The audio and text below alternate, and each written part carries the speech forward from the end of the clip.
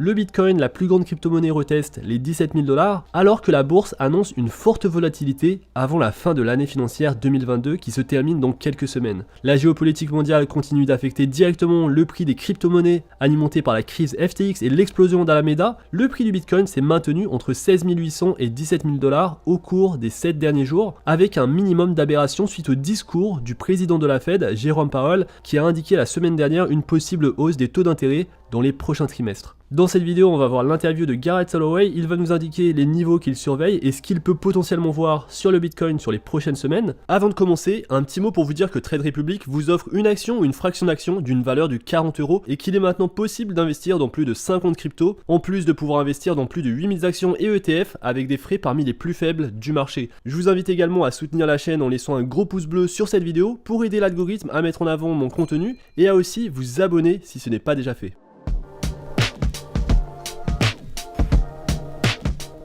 Vous savez, à l'origine, je parlais juste de moins de 20 000, moins de 18 000 $ sur le Bitcoin. Et puis ce qui s'est vraiment passé ici, vous savez, ce n'est pas tant le scénario de crise avec FTX, c'est plutôt l'incapacité pour nous de voir aucune sorte de rallye. Et donc on ne fait que descendre de plus en plus. Et ce que vous devez faire, c'est qu'il faut regarder et réaliser que la Fed n'imprime plus d'argent.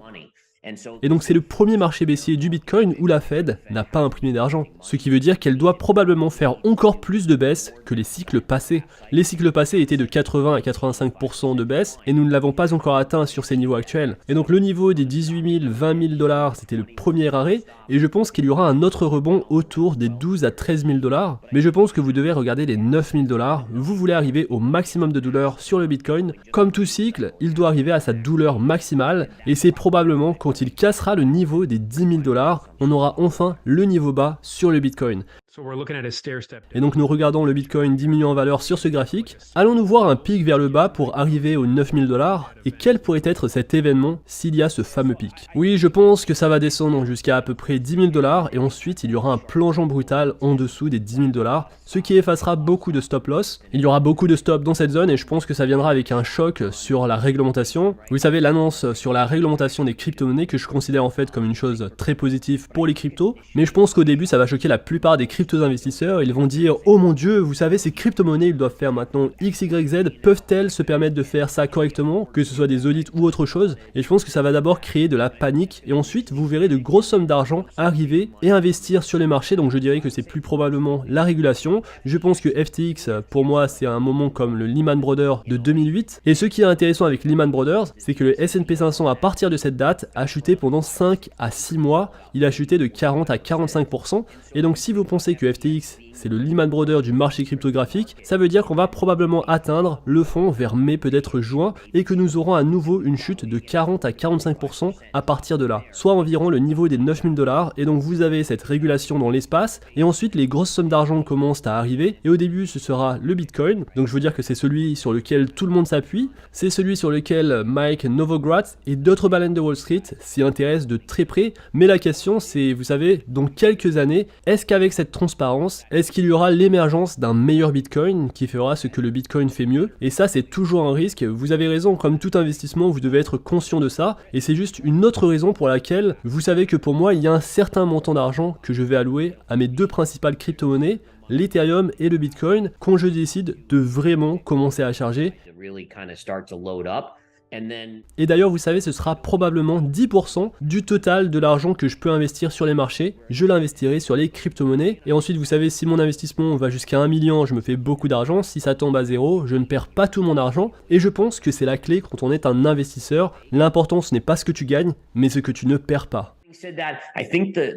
Alors je pense que sur les monnaies numériques des banques centrales, le risque c'est qu'ils vont pousser sur les crypto-monnaies et ils vont pousser sur le marché des stablecoins. Et si on y pense comme le Bitcoin, une des choses qui attire sur le Bitcoin, c'est qu'il ne peut pas être imprimé, il est extrait et il y a un maximum de 21 millions de tokens. Et vous savez, le CBDC, le gouvernement peut imprimer des quantités illimitées et donc vous n'avez pas ce même aspect de rareté. Au final, le CBDC c'est vraiment comme le dollar, c'est juste un moyen plus rapide de faire des transactions par rapport au dollar. Et donc la grande question, et je ne connais pas la réponse à cette question, c'est comment cela va-t-il impacter des choses comme l'Ethereum? C'est la plus grande question que je me poserai et je ne suis pas sûr à 100%. Je pense qu'investir dans le Bitcoin est généralement assez sûr et je pense que l'Ethereum, vous savez, il y a tellement de choses construites sur le réseau Ethereum que je pense qu'il y a une grande quantité de valeur ici, mais encore une fois avec les Tether, les stablecoins du monde, c'est un des plus grands points d'interrogation que j'ai avec les CBDC, mais pour la plupart, honnêtement, je pense que nous allons voir une grosse récession aux États-Unis, donc c'est dur d'être trop optimiste, à part pour un swing trader sur le pétrole. À propos des matières premières en général, y a-t-il des configurations graphiques que vous aimez vraiment? Parce que vous avez dit dans le passé, dans cette émission, que vous aimez beaucoup certains des gros setups mineurs et aussi les commodités complexes des matières premières, mais y a-t-il des matières premières spécifiques que vous regardez? Oui, des matières premières spécifiques, sans aucun doute, l'or, l'argent. L'argent et l'or sont mes deux principales positions. J'essaye d'être un peu plus prudent avec le cuivre et le pétrole, celles qui ont ce côté industriel où il y a plus une histoire de croissance de la demande. Je pense qu'il pourrait y avoir un rebond de la Chine qui rouvre ses portes et qui donc s'éloigne de cette politique du Covid-0 parce que je pense que leur économie pourrait reprendre. Mais je pense qu'encore une fois, vous savez, la Fed est si intransigeante sur l'augmentation des taux et rappelez-vous qu'il faut 6 à 9 mois pour qu'une hausse des taux se répercute sur l'économie et donc on pourrait dire que nous n'avons même pas vu l'impact des derniers 275 points de base, sans parler des 50 points de base de la semaine prochaine et peut-être même plus. Donc je pense que l'économie va ralentir, ce qui me fait m'éloigner du cuivre et du pétrole, sauf s'il y a des opportunités de swing trading. Où voyez-vous la meilleure opportunité de faire de l'argent sur ce marché baissier en 2023? Waouh, sur le marché baissier, je pense que ce que tu fais, c'est de commencer à isoler en quelque sorte certains de ces noms techniques, qui sont toujours les entreprises les plus connues.